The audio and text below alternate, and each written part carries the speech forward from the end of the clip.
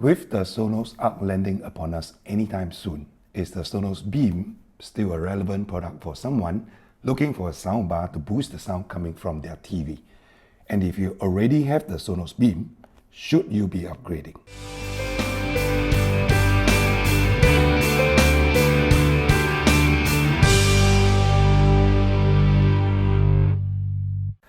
I'm working with a local distributor on a review unit of the Sonos ARC. But even if that doesn't come true, I'm still going to be getting the Sonos ARC for myself. Once I get my hands on the Sonos ARC, I will be dropping a review of that unit. So if you are interested in that and reviews of electronics and sound system in general, do subscribe to my channel and ring the notification bell so that you can be notified as soon as that video drops. To answer whether the Sonos Beam is still a relevant product today, or if we should be upgrading from the Beam to the ARC, we first have to look at what the Sonos ARC is offering over the Sonos Beam. The Sonos ARC is first and foremost an Atmos-capable soundbar. It is also a much longer soundbar. It's close to 4 feet in length, 114 centimeters long. The Sonos Beam, on the other hand, is a 5.1 surround sound, and it comes in at just over 2 feet, 65 centimeters long. The Beam has 5 drivers, comprising of 4 woofers and 1 tweeter, and they are all individually powered by 5 discrete amplifiers. It also has 3 passive bass radiators. The Sonos ARC, on the other hand, has 8 woofers and 3 tweeters for a total of 11 drivers, all individually powered by 11 individual discrete amplifiers. That's like having 2 Sonos Beam and an extra tweeter thrown in. Both units also have drivers on each side angled to fire sound to the side for a wider soundstage. And the Sonos ARC has 2 drivers firing upwards for the heights channel in Atmos. Otherwise, they are largely similar. They both have Alexa and Google Assistant built in, supported by an array of far-field microphones. They can also be controlled by the really useful Sonos app, and you're likely to be able to stream whatever music provider you're signed up with for both this system without any problems. And they both support AirPlay 2, and they're both going to be supported by the new Sonos S2 app. They both accept HDMI inputs for sound through the HDMI ARC ports.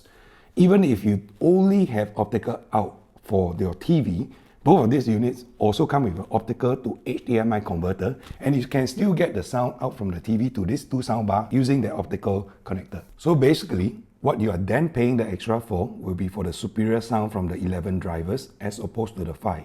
And of course, not forgetting the Atmos support. The difference in price between the two is exactly double. The Sonos Beam retails for about $400 US and the Sonos ARC for about $800 US. Now, unfortunately for us Sonos lovers in Singapore, the price difference is going to be a lot more stark. The Beam is going for a list price of $699, close to $700, but you can find them around brand new for as low as $600. And I'll share a link with you in my video description below. The ARC, on the other hand, at the brand new launch price is $1,500. That is basically 2.5 times the price of the Sonos Beam. Now, is it 2.5 times the sound? I don't know. So that call, you got to justify for yourself. Let's uncover that a little bit. So the real bummer in this for the Sonos ARC is that you're going to need a relatively new TV or a relatively high-end TV to have eARC.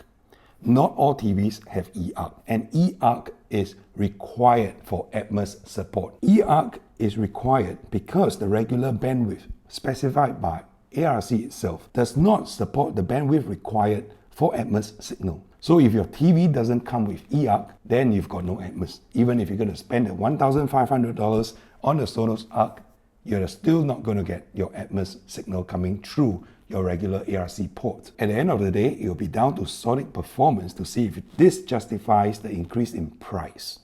So back to the Sonos Beam. It's a very compact soundbar. Let's take a closer look at the exterior. The construction is largely made from hard-wearing plastic. It is a little bit matte, not shiny, easy to maintain. And the front and the sides of the Beam is wrapped around with fabric.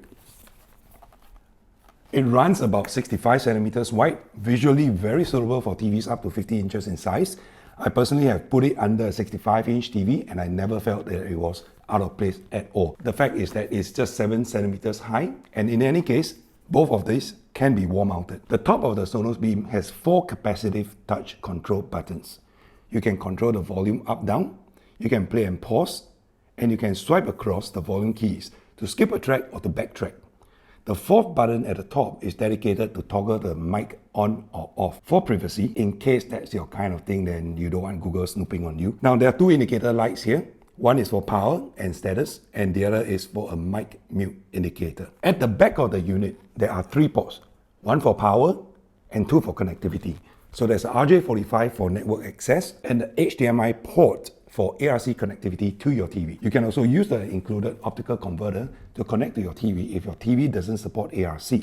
But honestly, if your TV is old enough not to support HDMI ARC, then I suggest you put the soundbar money towards a newer TV first. Now next, let's check out the power draw from this Sonos Beam. I will quickly run through the power draw at different frequencies, all the way from 20 Hz to 1 kHz. And the volume, I will max it out to test the maximum output of this unit. I will actually be very interested to perform the same test for the Sonos ARC when it arrives.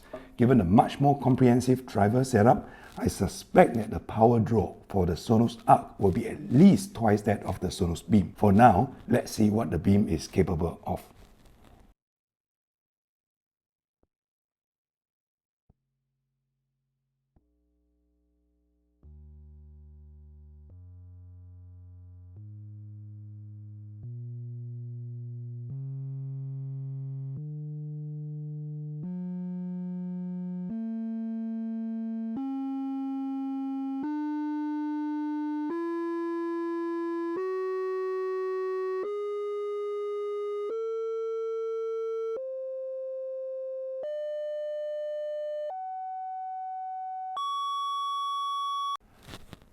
So the power draw is maxing out below 60 watts. It's not that bad, given that the drivers are relatively small and there are only 5 of them to drive. This actually represents quite respectable power. And when I listen to the Sonos Beam on its own today, I'm still amazed by the sound output from this one single 65cm unit. That said, Sonos has always been a very modular system.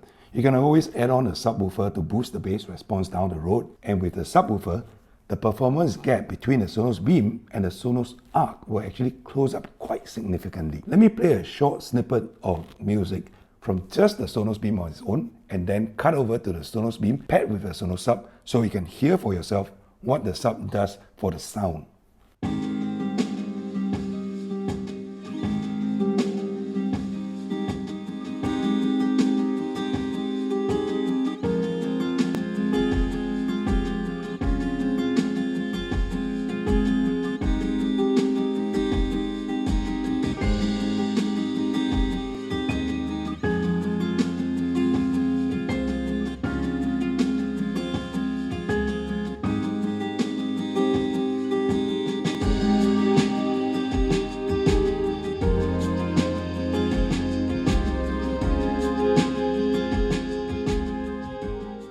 So this is my conclusion. If your TV isn't any bigger than 65 inch, and if your TV doesn't support eARC, and you absolutely do not want to spend more on sound than the cost of your TV, then get the Sonos Beam. The Beam is Sonos' smallest soundbar. It has HDMI ARC, and that really simplifies connection and control. Before the Sonos ARC was announced, only the Sonos Beam and the Sonos M could take HDMI. The Beam also has Alexa and Google's Smart Assistant built in, and for the price, it's really a great entry point into the world of Sonos to handle both your music and your movies. Now, speaking of price, there's a great deal on the Sonos Beam on Amazon today. I'm not sure how long it will last, so if you're looking for one, check out the affiliate link in the video description below. It is a lot of soundbar for the money that they're asking for. That is all I have to say to recommend the Sonos Beam. I'm a happy owner, but being the electronics lover that I am, I will definitely be getting the Sonos ARC. Watch out for my upcoming review of the Sonos ARC. If you want to be notified of that review, do subscribe to my channel and ring the notification bell to be notified as soon as that review drops. I will see you during that review.